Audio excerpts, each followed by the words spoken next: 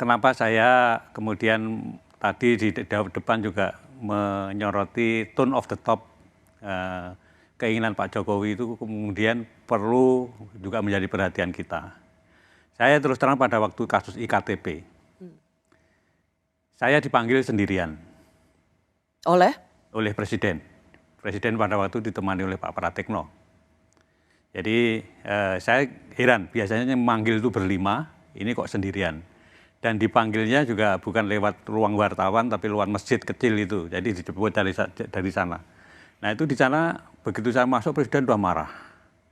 Presiden sudah marah, menginginkan, karena baru saya masuk itu, beliau sudah teriak, hentikan. Kan saya heran, hentikan, yang dihentikan apanya gitu kan. Setelah saya duduk, ternyata saya baru tahu kalau yang suruh hentikan itu adalah kasusnya Pak Setnov. Ketua DPR waktu itu? Ya, Ketua DPR pada waktu itu mempunyai kasus IKTP, supaya tidak diteruskan. Nah, sprindik itu kan sudah saya keluarin 3 minggu yang lalu, dari Presiden bicara itu. Sprindik itu tidak mungkin, karena KPK tidak punya SP3, tidak mungkin saya berhentikan, saya batalkan. Kebobrokan cawe-cawenya sepertinya mulai terungkap. Ternyata, waduh, gawat ini. Tapi kita dengarkan coba cara mengatasi kebobrokan ini menurut pakar hukum Bapak Hamid Awaludin. Bahwa beliau pernah dipanggil dan dimarahi oleh Bapak Presiden dengan alasan meneruskan penyidikan kasus Setia Novanto. Heboh kan? Nah, heboh sekali. Orang istana menyatakan tidak pernah terjadwal itu, ya kan? Lalu Pak Watik sendiri yang katanya hadir di situ mengambil langkah netral, lupa kejadiannya. Nah, kemarin Bapak Presiden itu mengatakan, buat apa diteruskan wacana ini? Toh Pak Setia Novanto sudah dihukum berat 15 tahun, kan begitu kan? Dasar biasa ngeles ya Pak. Yuk Pak lanjutkan. Terus gimana Pak cara mengatasinya Pak?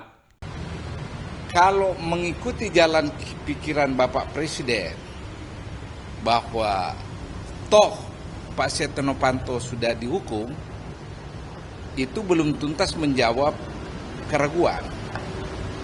Karena Setia Novanto dihukum bukan karena Presiden yang menyuruh menghukum kan? Tapi itu proses hukum sesuai prosedur yang dilakukan KPK.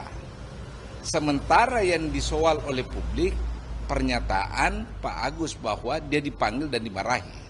Jadi di situ ya. Kalaulah Anda bertanya pada saya, apakah ada kemungkinan seperti yang saya tulis di Kompas itu, Pak Jokowi memang punya motif melindungi Setia Novanto. Kita tidak bisa secara eksak mengatakan begitu. Tapi kita coba rangkai kejadian ke belakang. Pada tanggal 17 Mei 2015, Setia Novanto itu terpilih dalam Munaslup Partai Golkar di Bali.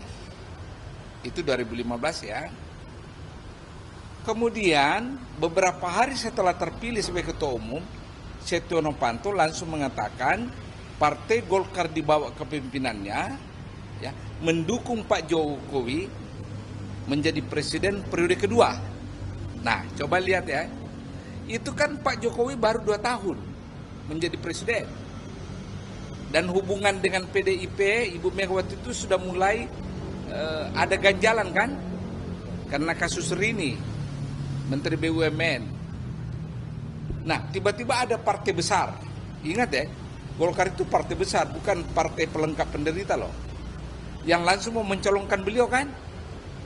Nah selama ini kan partainya beliau, partai utamanya kan PDIP. Tapi ada ganjalan sudah di situ. Ya tentu saja beliau gembira kan.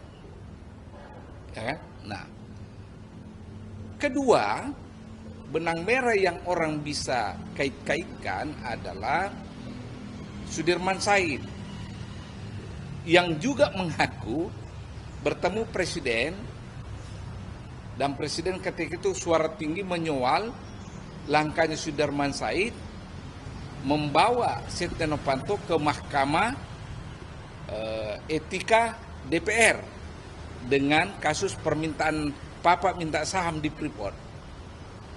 Lalu tidak lama kemudian Sudirman Said kena resapel kan. Kalau publik menarik benang ini ke belakang bisa jadi memang. Artinya sah-sah saja publik berkesimpulan, oh mungkin ada motif memang. Bapak Presiden kita melindungi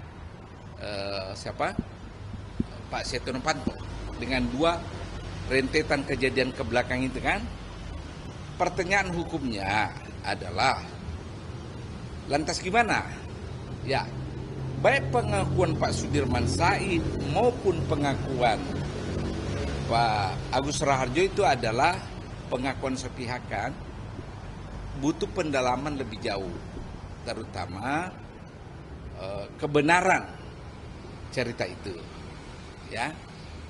Tetapi jangan lupa, cerita seperti ini masuk ranah politik kan, bisa saja para politisi membawa kasus ini ke DPR untuk interpelasi.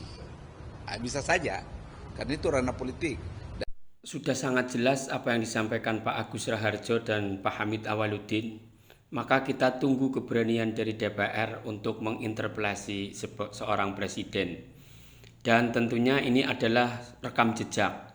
Dan kita harus cerdas agar orang yang punya rekam jejak jelek jangan sampai memberikan estafetnya kepada siapapun.